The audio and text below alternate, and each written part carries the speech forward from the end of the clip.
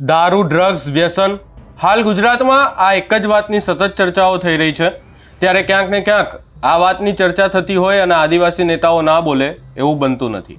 અને હવે વધુ એક આદિવાસી નેતાનું, જે પહેલા શિક્ષણ મંત્રી હતા, એમનું દારૂ, વ્યસન આ તમામ મુદ્દે નિવેદન સામે આવ્યું છે. અને હાલ આ વાતને લઈ અને અનેક ચર્ચાઓ થઈ રહી છે. આ સમગ્ર બાબતે વિગતે ચર્ચા કરીશું. નમસ્કાર, હું છું ઉજ્જવલ અને આપ જોઈ રહ્યા છો નિર્ભય ન્યૂઝ. પૂર્વ શિક્ષણ મંત્રી કુબેર ડિંડોર આમ તો અનેકવાર ચર્ચાઓમાં રહ્યા છે. તેઓ ચર્ચામાં એટલા માટે રહ્યા છે કારણ કે સતત ક્યાંક ને ક્યાંક એમનો વિરોધ થતો આવ્યો છે. પરંતુ હવે કુબેર ડિંડોર ચર્ચામાં એટલા માટે આવ્યા છે કારણ કે કુબેર ડિંડોર દ્વારા એક નિવેદન આપવામાં આવ્યું છે. દારૂ, વ્યસન આ તમામ બાબતને લઈ અને નિવેદન આપવામાં આવ્યું. આદિવાસી સમાજને લઈને પણ નિવેદન આપવામાં આવ્યું અને કહેવામાં આવ્યું કે આપણા પૂર્વજો આ બધું કરતા હતા, આપણે એવું ને એવું કરવું જરૂરી નથી હોતું.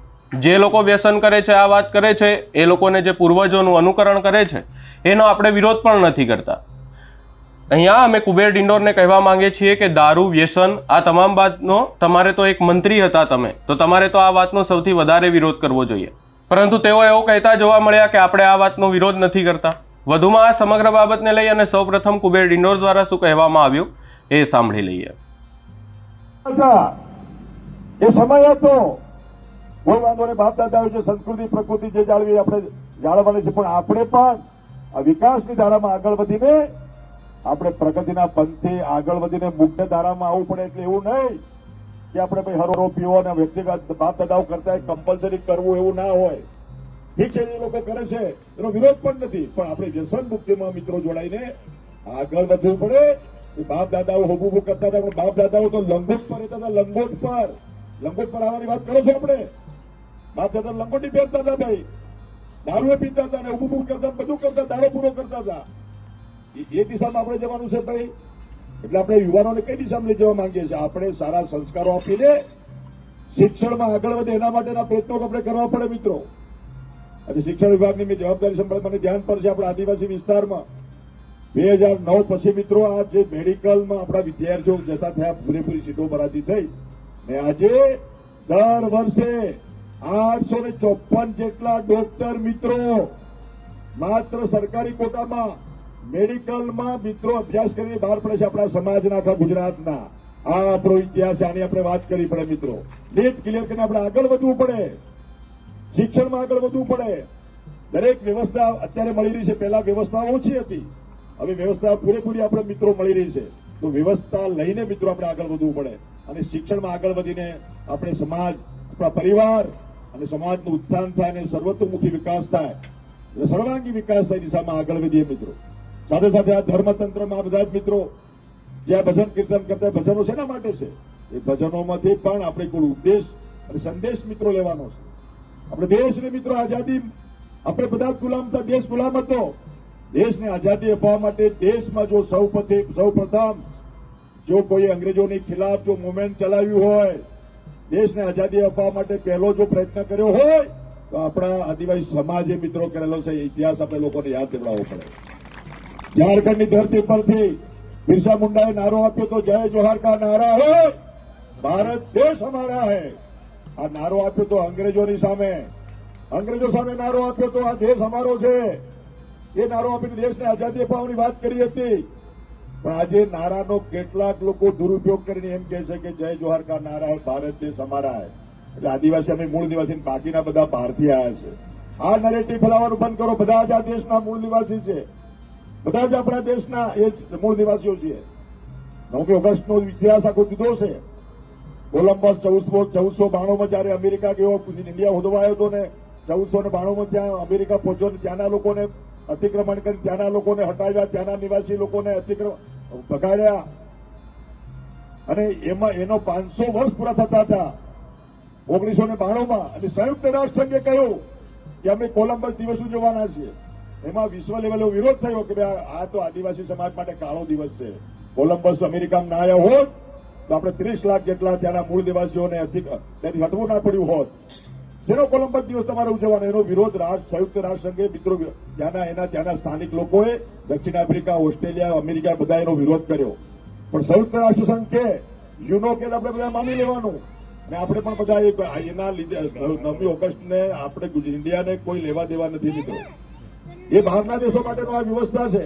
અને આજે પણ સંયુક્ત રાષ્ટ્રની બહાર પણ ત્યાંના લોકો આજે ત્યાં વિરોધ મિત્રો કરી રહ્યા છે. આ બધું ઇતિહાસ, સાચો ઇતિહાસ, સાચી બાબત પણ આપણે મિત્રો જાણવી પડે. આપણા દેશને આઝાદી અપાવવા માટે બિરસા મુંડાએ ઝારખંડની ધરતી પરથી મિત્રો કામગીરી કરી. માનગઢની ધરતી પરથી ગોવિંદ ગુરુએ નારો આપ્યો હતો, અરે મરો તો દેશ માટે અને જીવો તો કામ માટે નારો આપીને માનગઢની ધરતી પરથી મિત્રો સ્વાતંત્ર્ય સંગ્રામ નો નારો આપીને લોકોને જાગૃત કરવાનું કામ મિત્રો કર્યું હતું. રાજસ્થાન, ગુજરાત અને મધ્યપ્રદેશ ત્રિભેટે 1507 આપણા આદિવાસી શહીદ સુરમાઓ મિત્રો ત્યાં આઝાદી માટે બલિદાન આપ્યું. આમના દિવસો આપણે ઉજવવા પડે, એ મિત્રો આપણે વ્યવસ્થા કરવાની છે. આપણે વિશેષ વાત, સમય બહુ થઈ ગયો છે, પણ વિશેષ વાત ન કરતા જે આ સમાજ ભવનનું નિર્માણ થઈ રહ્યું છે, અમારું પણ સહયોગ, આપણા જસવંતજી બાબોર સાહેબને અમારો પણ સહયોગ એમાં રહેશે છે. જે કે આંકડો અમે મળીને અત્યારે લખાઈએ છીએ. આ એક શરૂઆત અમે કરીશું, પણ એ શરૂઆતમાં આગળ ઉમેરો પણ કરવાનો થશે પણ કરીશું. અને સર્વિસેસમાં 28,000 કરોડના ખર્ચે આપણો મોટો રોલ આપણે અહીંયા જે મિત્રો રેલનું એન્જિન આખા વિશ્વમાં આપણે દાહોદમાં બનવાનું છે. આપણા કેટલાક લોકો આ અરજી કરીને ત્યાં એમડીને આપવા ગયા હતા, અરજી કે અમને નોકરી રાખો. મારે નમ્ર વિનંતી છે મારા યુવાનોને, મારા આપણા શિક્ષક મિત્રોને, આપણા આગેવાનોને, આપણે મિત્રો સ્કિલ મેળવવી પડશે. સ્કિલ મેળવ્યા વગર કોઈ નોકરી મળશે નહીં. બાકી ઓનલાઈન ભરતી, ઓનલાઈન મેરિટ, ઓનલાઈન ઓર્ડર, કોઈને મિત્રો અન્યાય થતો નથી. એટલે આપણે સ્કિલ બેઝ પર આગળ વધવું પડશે. એમ આપણે કઈ બધાને નોકરી મળે ને, પણ આપણામાં સ્કિલ હોય નોકરી મળશે. આ ભવન બનાવવાનું છે, આપણે કારીગર ઓળમ બે દિવાલ લેવાને બોલાવીશું કે પેલો હિકતો એને બોલાવીશું? બોલો, સારું દિવાલ બને, સારું ભવન બનાવે એને બોલાવીશું ને ભાઈ. એટલે એ દરેકમાં સ્કિલ આપણે મેળવી મિત્રો, સ્કિલ મેળવવી પડે. એના માટે વોકેશનલ ટ્રેનિંગ સેન્ટર, આપણા રેલ મંત્રીને વાત કરીને એ રેલવેને જેવા કારીગરો જોઈએ છે, જેવું હુનર જોઈએ છે, એવા કારીગર વોકેશનલ ટ્રેનિંગ સેન્ટરના માધ્યમથી આપણા યુવાનોને તાલીમ આપીને મિત્રો રેલવે ભરતી કરવાનું કામ પણ આપણે આવનારા સમયમાં દાહોદની ધરતી પરથી મિત્રો કરવાના છે. આ મિત્રો આપણે કરવાનું છે કામ, એમાં આપણે બધા સહયોગી બનવાનું છે. તો આ તબક્કે વિશેષ વાત ન કરતા કેટલાક લોકો, ભાઈ કાનગર મહારાજ તમારું કામ છે, કેટલાક લોકો આપણા આગળ સનાતન હિન્દુ સંસ્કૃતિ, સનાતન આપણા દિવ્ય ને ભવ્ય આપણો ભારત જે હતો, આપણા સબરી માતા, અલા દેશ તો આઝાદ થયો 1947માં, પ્રજાને સત્તા મળી 26મી જાન્યુઆરી 1950. અરે એના પહેલા મિત્રો રામાયણ, મહાભારત, સદીઓ પુરાની આપણો ઇતિહાસ છે, એકલવ્યનો, સબરી માતાનો, વાલ્મીક મહારાજનો, જેમને સનાતન હિન્દુ સંસ્કૃતિ માટે મિત્રો કામગીરી કરી. સનાતન હિન્દુ સંસ્કૃતિનો ધાર્મિક ગ્રંથ રામાયણ એ લખવાનું કામ કોને કર્યું? આદિવાસી સમાજના આપણા આગેવાન વાલ્મીકી ઋષિ, એને મિત્રો આ સનાતન હિન્દુ સંસ્કૃતિનો રામાયણનો ગ્રંથ લખવાનું કામ કર્યું. તો શ્રેષ્ઠ જ્ઞાની આપણો આદિવાસી સમાજનો આ વાલ્મીકી મહારાજ મિત્રો છે. આદર્શ ભક્તિ કરનાર, શ્રેષ્ઠ ભક્તિ કરનાર કોણ? સબરી માતા, શ્રી રામચંદ્ર ભગવાન, એમને સદૈવ દંડકારણ્ય વન સબરી માતાને મળવા મિત્રો ડાંગની ધરતી પર મિત્રો માતા ઋષિના આશ્રમે ગયા હતા. આદર્શ ભક્તિ કરનાર શ્રેષ્ઠ સબરી માતા હતી. એકલવ્ય જેને પણ આ શ્રેષ્ઠ મહાબળી તરીકે મિત્રો કામગીરી કરી, એ આપણો ઇતિહાસ દિવ્ય અને ભવ્ય આપણો ઇતિહાસ છે આદિવાસી સમાજનો. એ ઇતિહાસને આપણા યુવાનોને મિત્રો સાચી બાબત, એમના આપણો સાચો ઇતિહાસ ભણાવીને આદિવાસી સમાજના યુવાનો સાચા માર્ગે જાય અને શિક્ષણમાં આગળ વધે, દરેક ક્ષેત્રે આગળ વધે, એના માટેના પ્રયત્નો સમાજના આગેવાનો, સમાજના શ્રેષ્ઠીઓએ, આપણા ધર્મતંત્રના મહારાજો, ગુરુ મહારાજોએ, ભક્ત મંડળોએ, શિક્ષક મિત્રોએ, વડીલોએ મિત્રો કરવાનું છે. લોકો ભ્રમિત ના થાય, ગુમરાહ ના થાય, એની જવાબદારી આપણા બધાની છે. આ તબક્કે પુનઃ સન્માનિત બાદ ઉપસ્થિત દેવતુલ્ય વડીલો, માતા બહેનો, યુવાનો, તમારા બધાનું સ્વાગત કરું છું. ને અહીંયા આપણને કુબેર ડિંડોર કહેતા જોવા મળ્યા કે શિક્ષણ આગળ વધે, આપણે એવા કામો કરવા જોઈએ. અમે અહીંયા કુબેર ડિંડોરને કહેવા માંગીએ છીએ કે તમે પૂર્વ શિક્ષણ મંત્રી છો. આ આખું ને આખું બધું જ કામ તમારા હાથમાં જ હતું. તમારે કામ કરવું જોઈતું હતું, ત્યારે તમે કામ નથી કર્યું, અને હવે કુબેર ડિંડોર આપણને કહેતા જોવા મળે છે કે શિક્ષણ આગળ વધે એવા કામ કરવા જોઈએ. જાહેર મંચ પરથી કુબેર ડિંડોર અમુક લોકોને લઈ અને બોલતા જોવા મળ્યા કે અમુક લોકો સમાજને ગેરમાર્ગે દોરવાનો પ્રયાસ કરી રહ્યા છે.